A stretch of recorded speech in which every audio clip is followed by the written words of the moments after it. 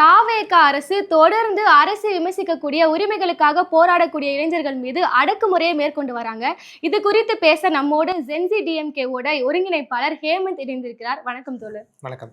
இப்போ வைரலா போயிட்டு இருக்க ஒரு நியூஸ் என்னன்னு பாத்தீங்கன்னா, அன்பானந்தம் அரியப்பனை கைது செய்வதற்கான சில நடவடிக்கையில நள்ளிரவுல காவல்துறை வந்திருக்காங்க. அந்த நிகழ்வுல என்ன நடந்துச்சு?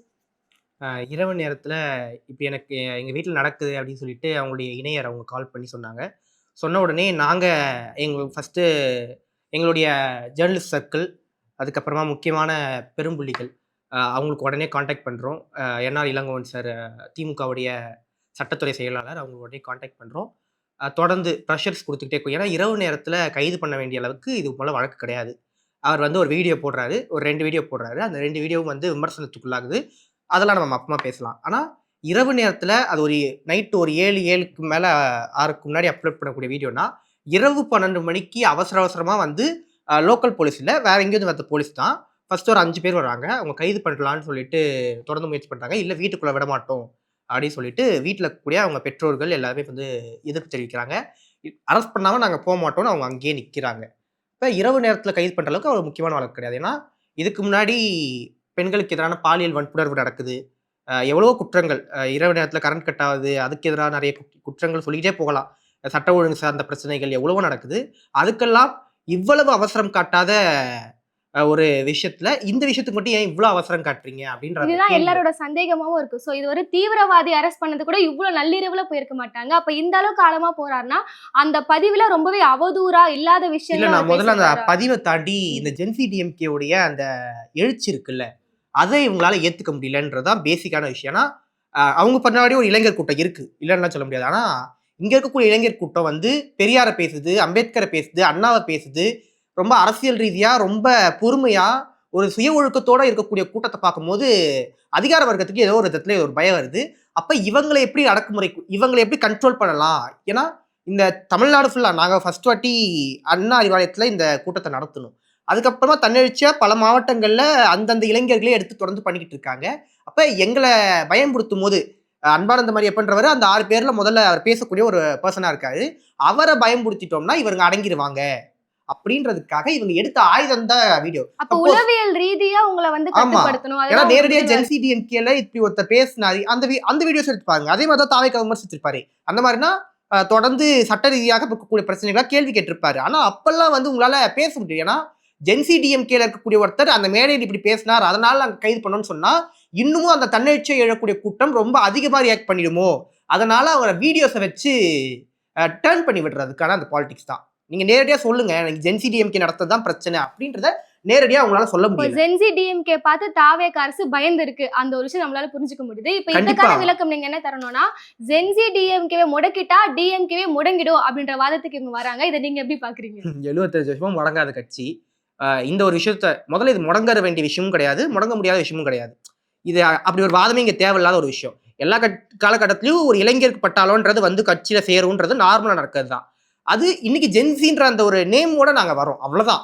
இதுக்கு முன்னாடி இந்த இளைஞர்கள் எப்பவுமே 2016ல தோல்வி அடையும் போது ஒரு மிகப்பெரிய கூட்டம் வந்துச்சு. திராவிடம் 2.0 சொல்லிட்டு நேம்ல, திராவிடம் சிறகுகள் சொல்லிட்டு நிறைய நேம்ல அப்ப நடந்துச்சு. அது மூலமா கட்சிக்கு நிறைய பேர் சேர்ந்தாங்க. இதுதான் நார்மலா நடந்துச்சு.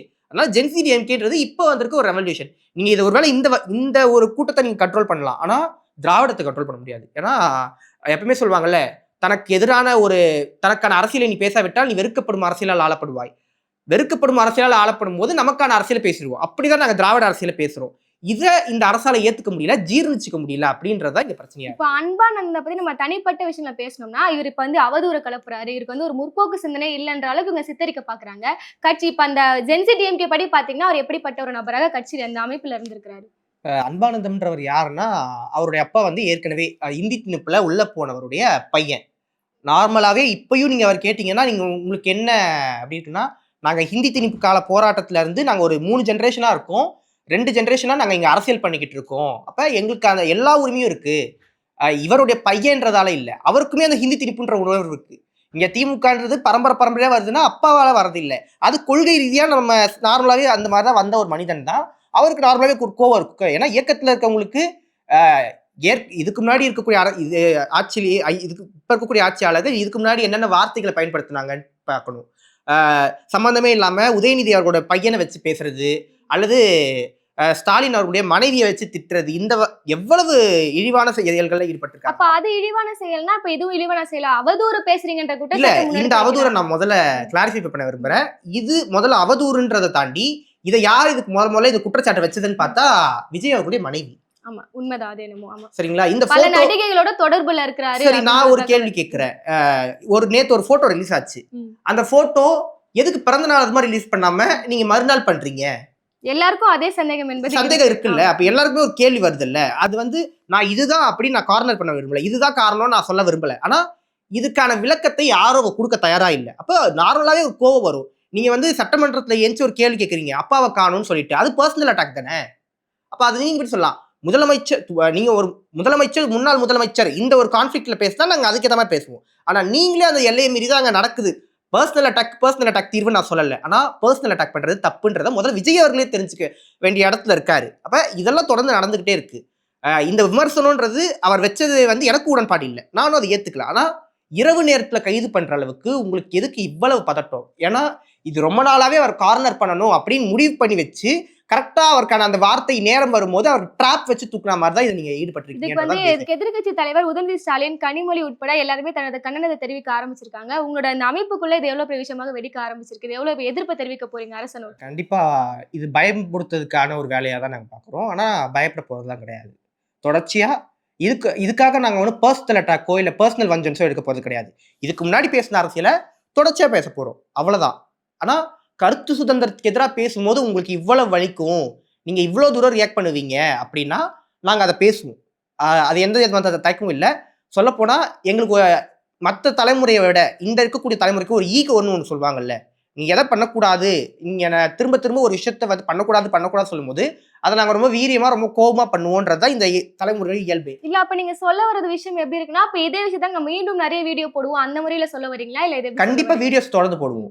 தவறு நடக்குன்ற பட்சத்துல அந்த அரசியல் ரீதியா நீங்க தப்பு பண்றீங்க, எங்களுக்கு தப்பா படுது. ஏன்னா எங்க ஜென்ரேஷன் போன ஜென்ரேஷன் மாதிரி கற்பழிப்புன்ற வார்த்தையை ஏத்துக்கிற ஜென்ரேஷன் நாங்க கிடையாது. நாங்க அரசியல் பொலிட்டிக்கல் கரெக்ட்னஸ் பார்ப்போம். ஒரு படம் பார்த்தா கூட பொலிட்டிக்கல் கரெக்ட்னஸ் இல்ல, தப்பா இருக்கு, ஒரு பொண்ணை தப்பா காட்சிப்படுத்துறாங்க தான் சொல்லுவோம். இதுக்கு முன்னாடி வேணா அது மசாலா கமர்ஷியல் அப்படின்ற நேம்ல அதை கடந்து போயிருக்கலாம். ஆனா இந்த தலைமுறை அதை பார்க்கக்கூடிய தலைமுறை. இந்த தலைமுறை தான் நிறைய போராட்டங்களை முன்னெடுத்திருக்கு. அப்ப இந்த தலைமுறை நீங்க ரொம்ப எல்லாரையும் நீங்க ஒரே இடத்துல வச்சு அடைக்கிற முடியாது. அவங்க பொய் செய்திகள் சொன்னாலே அவங்க நம்பிட்டு உட்கார்ந்துருவாங்க. அதான் இந்த ரெண்டு பிரிவினருக்கும் இடையே உள்ள வித்தியாசத்தை கேட்கிறோம். ஏன்னா டிவிக்கு இருக்கக்கூடிய ஜென்சி பசங்களுக்கும் டிஎம்கே இருக்கக்கூடிய இந்த ஜென்சி பசங்களுக்கும் நிறைய வித்தியாசம் இருக்கு. இப்ப அவங்க சொல்ல வேண்டிய விஷயம் என்னவா இருக்குன்னா, அவங்க ஒரு ஃப்ரெண்டா தானே போறாங்க, எதையா விமர்சிக்கிறீங்கன்னு கேக்குறாங்க. இந்த ரெண்டு ஜென்சியை கம்பேர் பண்ணும்போது என்ன ஒரு வித்தியாசம் அதிகமா இருக்குன்னு நீங்க பாக்குறீங்க? ரெண்டு பேருக்கு பெரிய வித்தியாசம் இருக்கு. ஒண்ணு, நாங்க ஹிந்துல வர ஆர்டிக்கல் படிப்போம், நார்மலா பெரியாரையும் அண்ணாவையும் படிப்போம், புக்ஸ் படிப்போம். ஒரு செய்தி வருது அப்படின்னா அந்த செய்தியை மட்டும் பார்க்காம சட்டமன்றம் இதுக்கு முன்னாடி எப்படி நடந்துச்சுன்னு எங்களுக்கு தெரியும். திமுக நார்மலா ஃபாலோ பண்ற இளைஞர்களுக்கு எல்லாருமே தெரியும். சட்டமன்றம் இதுக்கு முன்னாடி நாங்கள் கவனிச்சிருப்போம், இப்பயும் நாங்கள் கவனிப்போம். ஒரு ஹைகோர்ட்ல இருந்து ஒரு வருதுன்னா எங்களுக்கு இன்ஸ்டா ஃபீட்ல வரது மட்டுமே நாங்கள் நம்ப மாட்டோம். அது என்ன ஒரிஜினல் காப்பி, அதுல என்ன டேட்டாஸ் இருக்குன்றது பார்ப்போம். சென்ட்ரல் கவர்மெண்ட்டோட டேட்டாக்கு சொல்லுதா, உண்மையிலேயே சென்ட்ரல் கவர்மெண்ட் டேட்டாவா இல்லை அஃபிஷியல் டேட்டாவா, இதெல்லாம் பார்த்து. ஏன்னா எங்களுடைய தலைவர்கள் எங்களை அப்படிதான் போத்தாம் போக்கில் போற மாதிரி எங்களுக்கு யாருமே பழக்கி விட்டது இல்லை. எப்படி டேட்டா தெரிஞ்சுக்கணும், எப்படி ஃபேக்ட் செக் பண்ணணும், பாதி ஃபேக்ட் செக் யூனிட் இங்கே திமுக சார்ந்து தான் நிறைய இயங்கக்கூடியதெல்லாம் நம்ம பார்த்துருப்போம். இப்போ நாங்கள் பொதுவாகவே இப்படி தான் இயங்குவோமே. நார்மலாகவே எல்லாருக்கும் ஒரு எமோஷனல் இருக்கும். ஒரு பெண்ணுக்கு ஒரு பாலியல் வன்புணர்வு நடக்குதுன்னா நம்ம ஆப்வியஸ்லி ஒரு எமோஷனல் ட்ரிகர் தான் ஆகுமே. ஆனால் அறிவியல் ரீதியா இத்தனை வருஷமா என்ன நடந்திருக்கு, டேட்டா ரீதியா எப்படி இருக்குன்றதெல்லாம் அணுகக்கூடிய அளவுக்கு திமுகன்றது ரொம்ப தெளிவான ஒரு கட்சி தான். அதில் இருக்கக்கூடிய இளைஞர்களுக்கும் இன்னைக்கு வரக்கூடிய இளைஞர்கள் அது நாங்கள் அவங்க குறை சொல்ல, இந்த இளைஞர்கள் நாங்கள் குறை சொல்ல முடியாது. அந்த கட்சியுடைய தலைமை மறுபடியும் எமோஷனல் பிளே பண்ணணும்னு ட்ரை பண்ணுது. அதுதான் இங்கே தொடர்ந்து நடந்துகிட்டு இருக்கு. அப்போ அதுக்கு எதிராக தான் எங்கள் குரல் இருக்குமே தவிர, கண்டிப்பாக மீண்டும் சொல்கிறோம், இந்த பாதிக்கப்பட்டவங்க பக்கம் நாங்கள் அவங்க விக்டிம் அவங்க மேலே நாங்கள் குறை சொல்ல போகிறது கிடையாது. ஆனால் இது தலைமை மேலே மிகப்பெரிய எங்களுக்கு கோபம் இருக்குது. அந்த கோபத்தை தொடர்ந்து தமிழ்நாடு முழுக்க இப்போ சென்னையில் நடத்தணும், அடுத்து புதுக்கோட்டை, அதை தொடர்ந்து விழுப்புரத்தில் நடத்திருக்கோம், இன்னும் பல மாவட்டங்களில். ஒருவேளை இது இப்ப என்னன்னா எங்க மேல அடிச்சிட்டோம்னா தமிழ்நாடு முழுக்க மற்ற தோழர்கள் ஜென்சி டிஎம்கே நடத்த மாட்டாங்க அப்படின்னு நினைக்கிறாங்க. அப்படிலாம் கிடையாது. திமுக வந்து நீங்க அடக்க தான் அது இன்னும் எழுந்து வரும். அதுக்கு நிறைய வரலாறு ரீதியான தொடர்ந்து சான்றுகள் பயணிப்போம்னு சொல்லியிருக்கீங்க. ஆனா இந்த கைது நடவடிக்கைகளும், அடக்குமுறை நடவடிக்கையுமே ஒரு குறிப்பிட்ட நடிகை இல்லன்னா அமைச்சர் முதலமைச்சர் கொடுக்கக்கூடிய ஒரு அவரோட டப்பிங்காக செயல்படக்கூடிய ஒரு அமைச்சரை பத்தி பேசினா மட்டும்தான் இந்த நடவடிக்கை என்பது ரொம்ப அதிகமாக செயல்படுது. இத எப்படி நீங்க பார்க்குறீங்க? ஆமா. சில விஷயத்த வந்து பேசக்கூடாது. அத கடந்து போங்க அப்படின்னு சொல்றாங்க. நாங்க வந்து சாப்பாட்டுல உப்பு போட்டு சாப்பிடுறோம். நாங்க எங்களுக்கு தப்புன்னு படுற விஷயத்த நாங்க கேள்வி கேட்கிறோம். இந்த அமைச்சர் சார்ந்த விஷயம் அல்லது ஒரு எங்களுக்கும் அந்த நடிகைக்கும் எந்த பிரச்சனையும் தனிப்பட்ட முறையில பகை கிடையாது. ஆனா, ஏதோ ஒரு விதத்துல ஒரு பெண் பாதிக்கப்பட்டிருக்காங்க. அவங்க குடும்ப ரீதியாகவே அவங்க சொல்லக்கூடிய வார்த்தை அதுதான். எனக்கு உளவியல் ரீதியாகவும், பொருளாதார ரீதியாகவும் அழுத்தம் குடுத்துட்டு இருக்காங்க. நான் 3 வருஷமாவே இதுல பாதிக்கப்பட்டுட்டு இருக்கேன். 2020 இதெல்லாம் நான் சொல்லல. ஐயோ! நீங்க என்ன அவதூறு இப்ப நான் அவதூறு பரப்பல. இது அந்த அஃபிடபிலிட்டில வந்து அபிஷியல் தான். இதத்தான் நாங்க சொல்றோமே. இப்ப என்ன உடல் ரீதியாகவும், மன ரீதியாகவும் காயப்படுத்திருக்காரு. ஆமா. அது சொன்னது முதலமைச்சருடைய மனைவி தான். நான் இப்பயும் பர்சனல் பேசணும்னு அவசியம் இல்ல. ஆனா, ஒரு பெண் அங்க பாதிக்கப்படுறாங்கன்றப்ப, அவங்க பொதுவெளிக்கு வந்துட்டு ஒரு சட்ட ரீதியான தேடுறாங்கன்றப்ப, அது பர்சனல் கிடையாது ராஜா. அது வந்து நார்மலான அது வந்து ஒரு சபைக்குள்ள வந்துடுச்சுன்றப்ப, அது விமர்சனத்துக்குள்ளாப்படுது. அப்ப அரசியல் ரீதியா நீங்க சொல்லுங்க. நடிகைக்கும் முதலமைச்சர் அவர்களுக்கும் எந்த விதமான சம்மந்தமும் இல்ல. இது தேவையில்லாத அவதூறு பரப்பாதீங்கன்றத, ஒண்ணு அந்த நடிகை சொல்லணும். அப்படி இல்லன்னா விஜய் அவர்கள் இதுல நீங்க ஒரு அரசியல் ரீதியா வந்துட்டீங்கன்றப்ப நீங்க பதில் சொல்லுங்க. நாங்க தெரிஞ்சுக்கிறோம். அதுக்கு மேல நாங்க அத நோண்ட விரும்பல. ஆனா, ஏன்னா கேக் வெட்டுறத பாக்குறோம். 12 மணி அடுத்த நாள் போடுறத பாக்குறோம். அந்த கேக் வெட்டது ஒரு சர்ச்சையான விஷயமா மாறுது. ஏன்னா அமோனியா வாயு கசியுது, அத்தனை பேர் உயிரிழக்கிறாங்க. அதனால நான் கேக்கே வெட்ட மாட்டேன்னு சொல்லி தலைமை செயலகத்துக்கு வந்த கேக் எல்லாம் திரும்பி அனுப்புறாரு. இப்ப மட்டும் கேக் வெட்டிட்டாரு அப்படின்ற விஷயங்கள்லாம் போயிட்டு உங்களுக்கே கேள்வி வருது இல்ல. அப்ப எனக்கு கேள்வி வந்தா தப்பா? உங்களுக்கே அது கேள்வி வருது. இப்ப நான் இதை எடுத்து வீடியோவா நான் கேட்டேன்னா என் மேல கைது நடவடிக்கை பாயுது. அப்ப உங்களுக்கு கேள்வி கேட்கறது பிரச்சனை இல்லை. யார் கேட்கறாங்கன்றத நீங்க கவனிக்கிறீங்க. ஜென்சி டிஎம்கேன்ற நேம்ல நாங்க கேள்வி கேட்டோம்னா உங்களுக்கு அது உறுத்துது. அது ரொம்ப கஷ்டமா இருக்கு அந்த கேள்விகள். இதுவே நான் வந்து ரொம்ப சப்போர்ட்டா இவர்கள் ரொம்ப நல்லவர்கள் அப்படி நான் சப்போர்ட் பண்ணி போட்டா உங்களுக்கு நல்லா இருக்கும். அப்படியெல்லாம் கிடையாது. தமிழ்நாட்டு முதலமைச்சர் எங்களுக்கும் முதலமைச்சர். தமிழ்நாட்டை ரெப்ரசன்ட் பண்ணக்கூடியவர்னு நாங்க பாக்குறோம். எங்களுக்கு பிடிக்குது பிடிக்கல நான் ஓட்டு போடலன்னு தாண்டி அவரும் எனக்கு முதலமைச்சர் தான். அப்ப அவர் நல்ல விஷயம் பண்ணா நாங்க பாராட்ட போறோம். அவர் தப்பு பண்றாரு அப்படின்றப்ப கேள்வி கேட்கறது எனக்கு உரிமை இருக்குல்ல. எங்களுக்கு ஒரு உரிமை இருக்குல்ல. நாங்க ஓட்டு போட்டிருக்கோம்ல. அது பேர் நீங்க அவதூறு பரப்பாதீங்க. தனிநபர் மீதோ அரசின் மீதோ அவதூறு பரப்புறீங்க அப்படின்னு சொன்னாங்கன்னா அப்புறம் ஒரு ஜனநாயக நாட்டுல விமர்சனம் வைக்கிறதுக்கான அடிப்படை உரிமை கூட எங்களுக்கு இல்லையா? இந்த பதிலுக்கான ஒரு கேள்வி என்னன்னா, நீங்க கேள்வி கேக்குறீங்க. உங்களை இயக்குறது டிஎம்கே அப்படின்ற குற்றச்சாட்டை முன்னெடுத்து வைக்கிறாங்க. எங்களுக்குலாம் சுயறிவு கிடையாதா? நாங்களாம் வந்து இதுவெல்லாம் இல்லையா? அப்படிலாம் நீங்க மறுபடியும் கட்சி பின்னாடி திருப்பிட்டு இதை பொதுமக்கள் கிட்ட இருந்து நீங்க இதை விளக்குறீங்க. இப்ப நாங்க இளைஞர்களா தன்னழிச்சா நாங்க கேள்வி கேட்கிறோம்ப்பா அவங்களை பார்த்து அப்படின்னா நீங்க டிஎம்கேல இருக்கீங்க அதனாலதான் கேள்வி கேட்கீங்க.